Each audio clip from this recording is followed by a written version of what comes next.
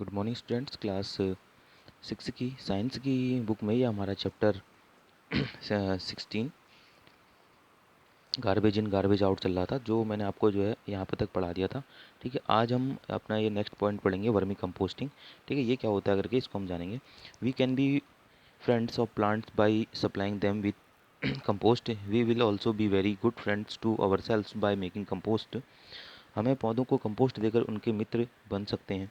Compost बनाकर हम स्वयं अपने भी कुछ अच्छे मित्र बन जाएंगे। Talking of friends, do you know that earthworms are called farmers friend?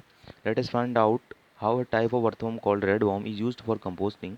This method of preparing compost with the help of redworms is called vermi composting. यानी कि मित्रों के विषय में बात करते समय क्या आप यह जानते हैं कि केंचुए किसानों के मित्र कहे जाते हैं? आइए यह पता लगाएं कि केंचुए की एक प्रजाति लाल केंचुआ कंपोस्टिंग में कैसे उपयोगी होता है। लाल केंचुओं की सहायता से कंपोस्ट बनाने की इस विधि को जो है वर्मी कंपोस्टिंग या क्रमिक कंपोस्टिंग कहा जाता है।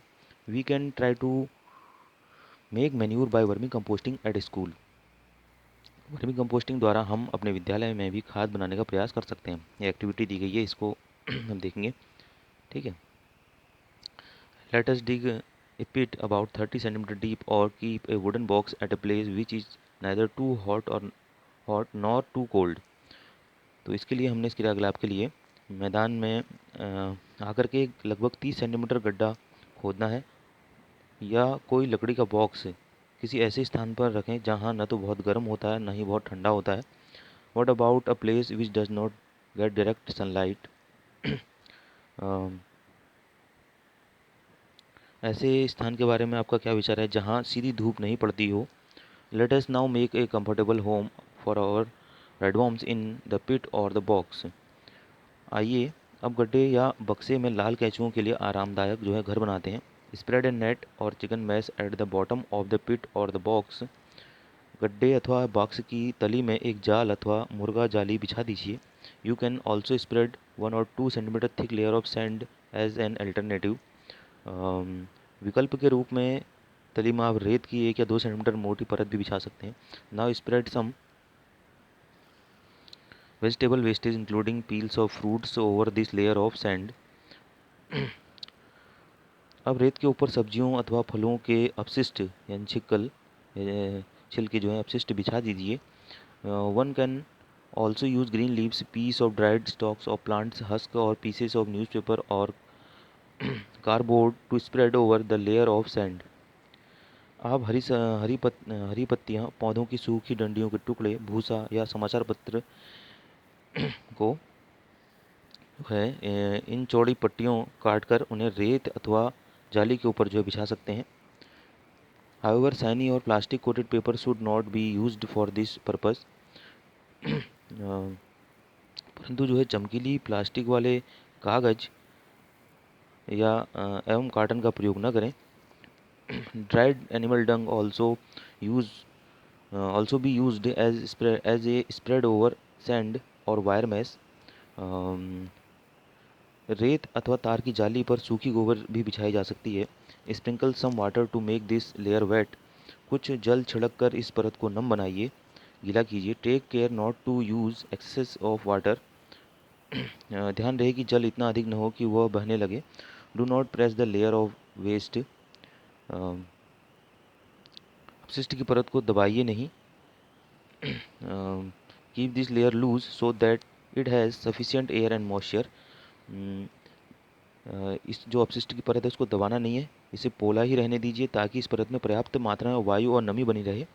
Now your pit is ready to welcome the redworms. अब आपका गड्ढा लाल कैंचुओं के स्वागत के लिए तैयार है। Buy some redworms and put them in your pit. कुछ लाल कैंचुए खरीद कर इन्हें अपने गड्ढे में रखिए। Cover them loosely with a gunny bag or an old sheet of cloth or a layer of grass. अब इन्हें जूट की बोरी, पुरानी चादर अथवा घास से हल्के से ढक दीजिए। Your redworms need food, you can give them vegetable and fruit wastage, coffee and tea remains and weeds from the fields or garden. आपके लाल कैंचुओं को भोजन चाहिए, आप इन्हें फल तथा सब्जियों के अपशिष्ट, कॉफ़ी या चाय छानने के बाद बची हुई पत्तियाँ तथा खेत और बगीचों के खरपतवार को दे सकते हैं। It might be a good idea to bury this food about 2-3 centimetre in the pit. इस गड्ढे में इस भोजन को लगभग 2 से 3 सेंटीमीटर गहराई में दबाकर रखना अच्छा हो सकता है। Do not use wastage that may contain salt, pickles, oil, vinegar, meat, milk preparation as food for your redworms। नमक, अचार, तेल, सिरका, मांस, दूध से निर्मित अपशिष्ट पदार्थ भोजन के रूप में लाल केंचुओं को न दें। If you put these things in the pit, disease causing small organism start growing in the pit. इन वस्तुओं को गड्ढे में डालने से उसमें रोग कारक जीव उत्पन्न होने लगते हैं।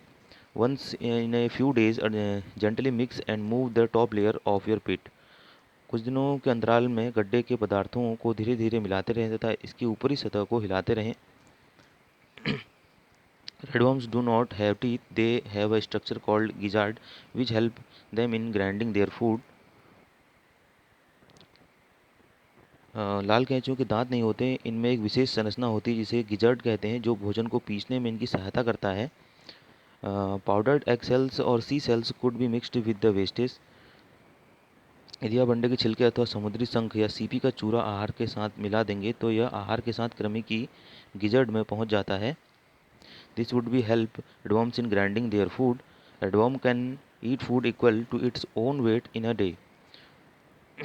और भोजन को पीसने में उसकी जो है सहायता करता है। कोई लाल कृमि एक दिन में अपने शरीर के भार के बराबर आहार खा सकता है। Redworms do not survive in a very hot or very cold surroundings। लाल केंचुए बहुत गर्म अथवा बहुत ठंडे वातावरण में जीवित नहीं रह सकते।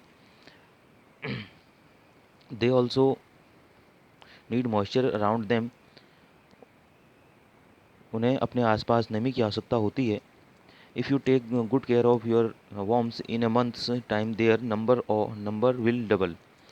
यदि आप अपने केंचुओं की भली भांति देखभाल करते हैं तो यह एक महीने में उनकी संख्या दुगनी हो जाती है। Observe the contents of the pit carefully after 3 और 4 वीक्स। 3-4 सप्ताहों के अंतराल पर अपने गड्ढे का सावधानीपूर्वक परीक्षण करते रहें।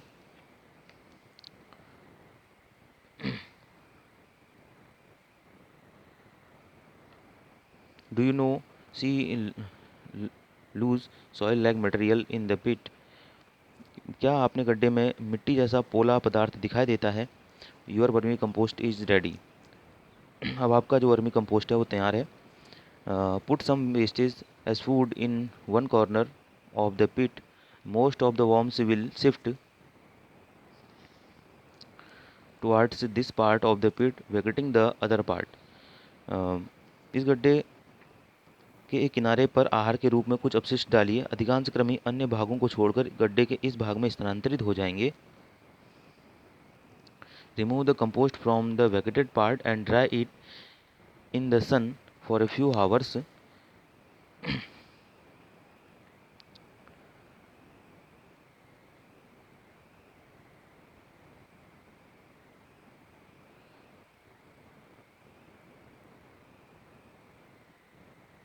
दूसरे भाग से खाद को निकालकर कुछ घंटों तक इसे धूप में सुखाइए। Your vermicompost is ready for use. आपका वर्मी कंपोस्ट प्रयोग के लिए तैयार है।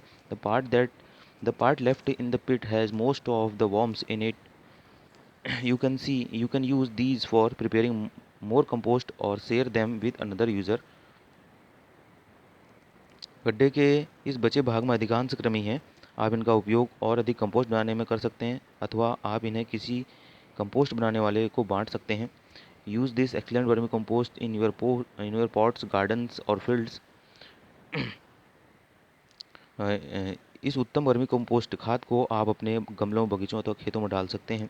Is this not like getting the best out of waste. क्या यह अपशिष्ट से सर्वोत्तम प्राप्त करने जैसा नहीं है। Those of you who have agricultural fields can try vermicomposting in large pits।